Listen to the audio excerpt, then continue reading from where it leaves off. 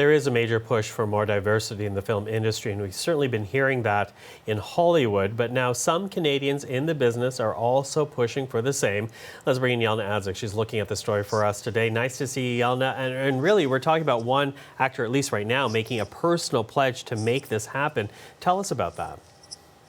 Yeah, Michael. Okay, so we're talking about Vancouver-born Ryan Reynolds. I'm going to give you a look at one of his movies as we talk a little bit about this group initiative. It's called a group effort initiative specifically. And he opened up these applications for people to become part of the crew of a new show that's being in production for Netflix. And it's actually a film. And he talked about it being a group effort, but for entirely too long, quote, that group has systematically excluded Black, Indigenous, people of color, and several other marginalized communities. This is a global problem which will not be fixed overnight, but change can start locally and immediately.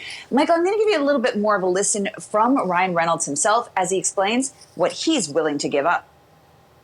These new recruits, they're going to be paid and housed and traveled out of my salary, and they're going to spend their days on set learning from professionals, getting real life experience that they can then parlay into another job, and then hopefully, if they're not too disillusioned, a career in the film industry. Now, this is a long overdue action, but I got to thank Netflix, and I have to thank Skydance for letting us do this. And since it's called Group Effort, we're hoping that people with the privilege that I'm lucky enough to experience will join in that effort.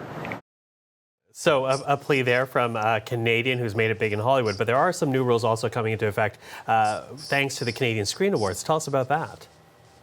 Yeah, so this is interesting, Michael, because this has to do with Indigenous filmmaking. Let me give you a look at a movie called Giant Bear. It is the one that won the best animated short this year at the Screen Awards. And it's these kinds of films that will get told these sort of narratives more often based on these rules. So, for example, they're going to be seeing the Academy saying that any work submitted for awards consideration must have a minimum of 2/3 of its above-the-line talent identify as Indigenous or be from a production company that is majority Indigenous owned. That is the case with the movie I'm showing you right now. And so there are a few other rules in place, and the whole idea here, Michael, is to try and get a little bit more equity going, a little bit more justice for the future.